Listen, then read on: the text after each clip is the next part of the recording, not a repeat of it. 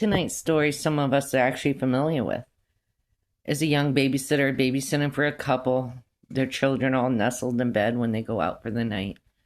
As the baby's sitting there watching TV, the phone rings. She answers and the caller asks, "Have you checked the children lately?" She takes it as a prank and hangs up. Well, the caller keeps calling back, so she decides to call the police department to get a trace done. Remember, this is back in the day before cell phones and stuff. So, as the police department does their thing, they call her back and tells her, the call is resonating from in the house. So she runs up and checks the children, which are no longer there. They're gone. Vanish. Proof gone. So she runs outside as the police department get there. They do their investigation. Can't find the children either. But did y'all know the actual story behind the urban legend? This one is actually creepier than the urban legend itself. Let's get into it. It's Missouri, 1950s, and a young lady, 15 years old, is babysitting for a couple. They go out for the night. She stays with their 3-year-old son. He goes to bed, and she's sitting there doing her schoolwork, watching TV. And a couple hours go by, and the mother tries to call home, but the phone is busy, which wasn't a big deal back then because if you're on the other line, it's busy, right? Remember 1950s. So parents get home, and what they walk into is horrendous. The young lady is on the floor with a cord around her throat, unalived.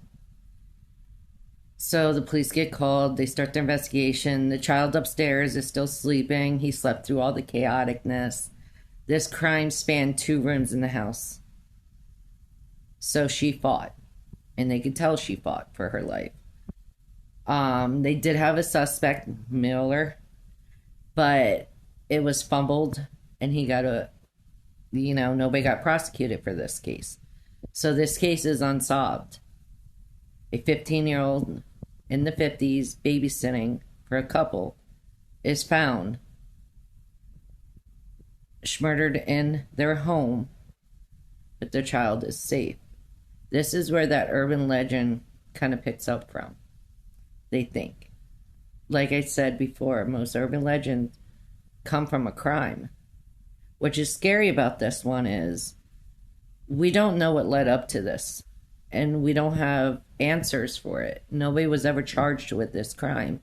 They did have a suspect because he showed expressed interest in this young girl, one of the neighbors. But they couldn't prove it because the case was fumbled. What makes this scary is this girl was just there babysitting. Probably doing her homework, watching TV like so many of us did growing up, when her life came to a tragic end. And the phone was off the receiver. That's why that busy signal happened when the mother tried to call home.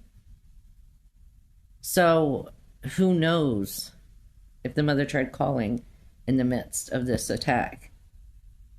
But that is the story, and it's from Missouri in the 50s, right before this urban legend took foothold in the 60s. So, like always, guys, stay safe, stay vigilant. Let's it be. Love y'all.